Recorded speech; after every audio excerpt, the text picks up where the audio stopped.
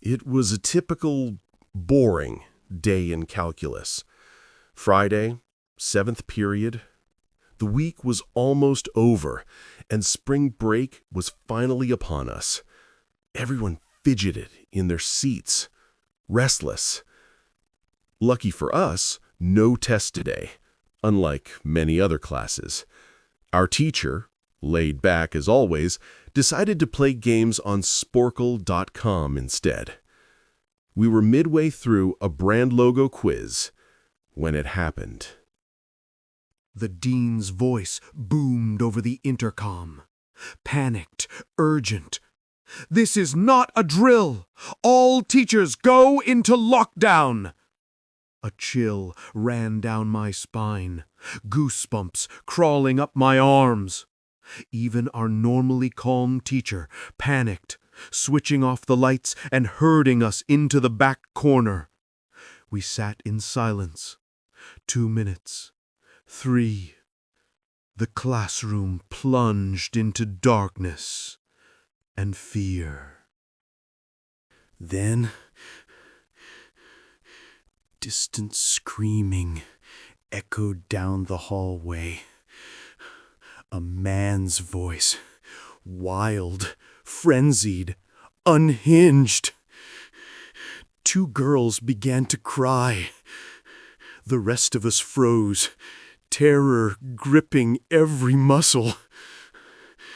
Man screaming, "I'll kill all of you!" My heart pounded. The lunatic reached our classroom door. Girl crying out, "No!" The man's roar grew louder, relentless.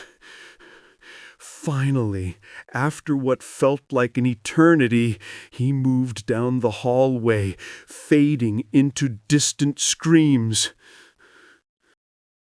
10 minutes passed, though it felt like half an hour.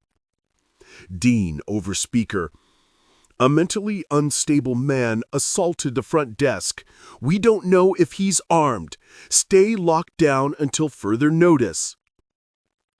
Later, rumors spread. A janitor found him asleep in a storage closet, a .44 Magnum protruding from his pocket. But before police arrived, he vanished. To this day, we don't know if he was caught. Distant footsteps, fading into silence. My school had 2 lunch periods, first for 6th graders and some 7th graders, second for the rest of 7th grade and all 8th graders. It was early October, overcast, rainy. During the first lunch period, 4 loud booms echoed across the campus. At first, I thought it was thunder, but then screams erupted.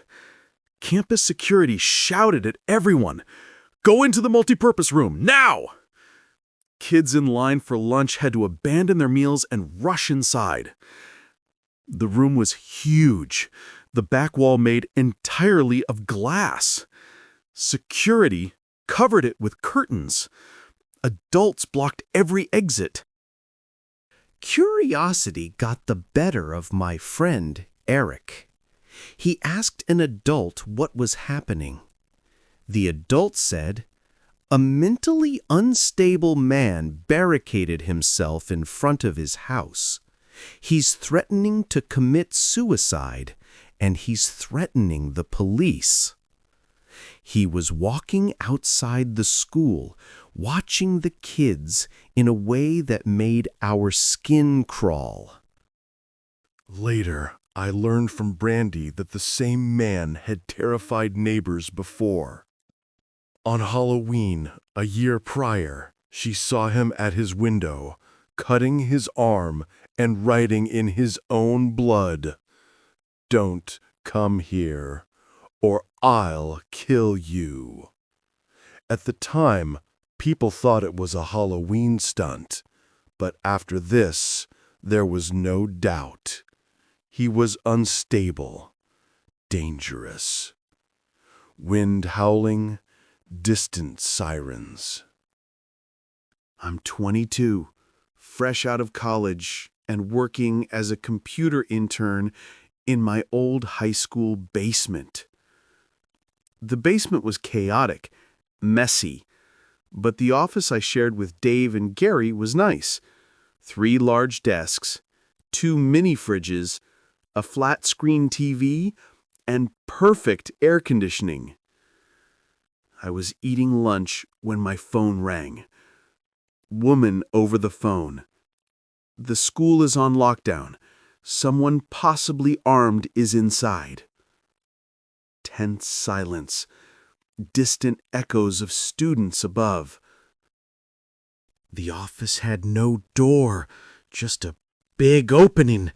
I turned off the lights, hid under my desk, and texted Dave and Gary. No reply. Footsteps approached.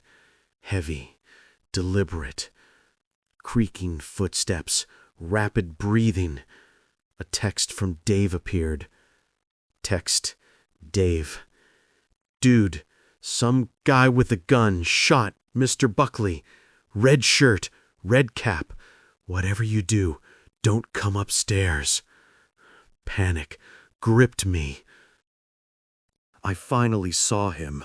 Red plaid shirt, jeans, reddish-black cap. Me whispering, "What's going on up there?"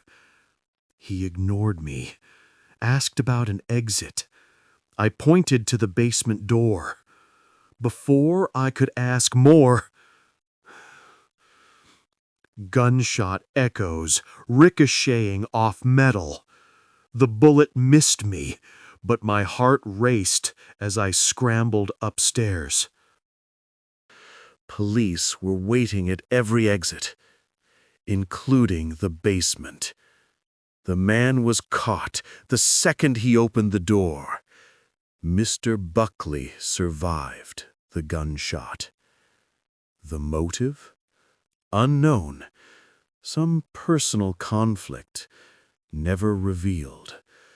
But the sound of that gunshot will forever echo in my mind.